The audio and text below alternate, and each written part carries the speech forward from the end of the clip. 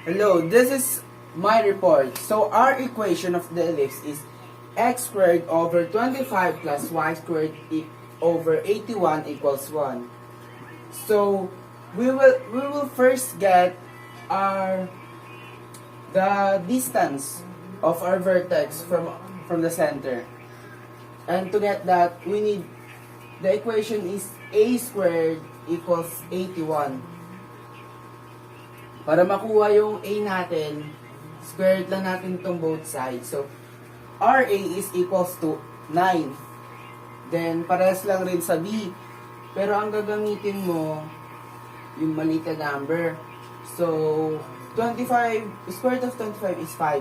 Ay, siya pala yung malaking number natin nasa Y, yung 81, malaking number natin. So, yung principal axis natin is vertical. Yun na, gets. So, ang C natin is the focus. And to get that, we need the equation is square root of A squared minus B squared. Ayun. 9 squared is 81 and 5 squared is 25. So, 81 minus 25 is equals to 56. The square root of 56 is 7.48. Or, kapag i-round off natin, 7.5. Then, yung latus rectum naman. The formula of our latus rectum is b squared over a. So, 5 squared is 25. Then, RA is 9. So, yeah. 25 over 9 is equals to 2.77 or round off natin ulit. So, 2.8. Yun na. Kompleto na yung natin. Graph na lang natin yung ellipse. So, bilang tayo ng 9 pataas tsaka 9 pababa from the center. So, 1, 2, 3, 4, 5, 6, 7, 8, 9. Yan. Then, yung coordinates ng vertex natin is 0, 9. Kasi, nasa, siya? Y-axis. Then, pababa ulit. 1, 2, 3, 4, 5, 6, 7, 8, 9. Then, yung coordinates ng vertex natin, pangalawang vertex is 0, negative 9. Kasi, negative dito, ng positive dito. Gets?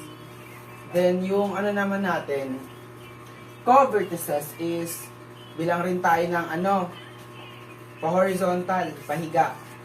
5 pahiga. Sa left, tsaka right.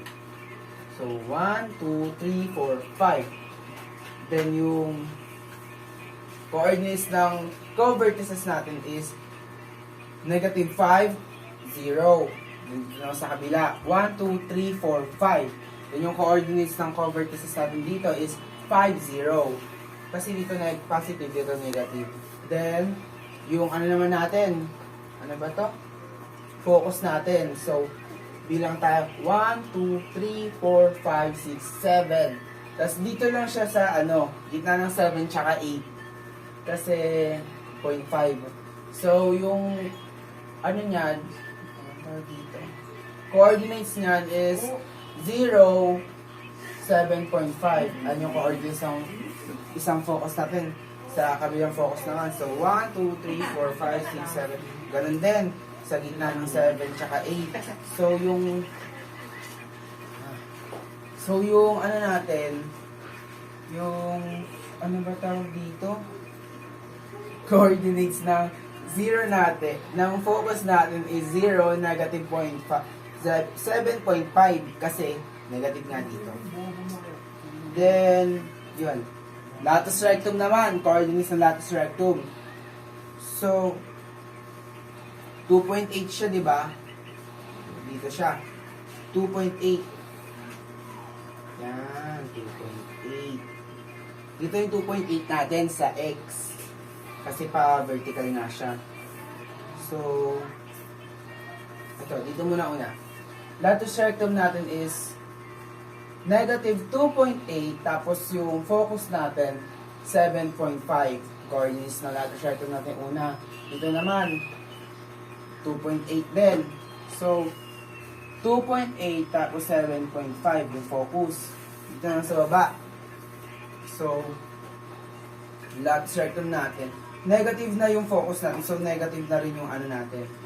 Yung y natin. So, negative 2.8 tas negative 7.5.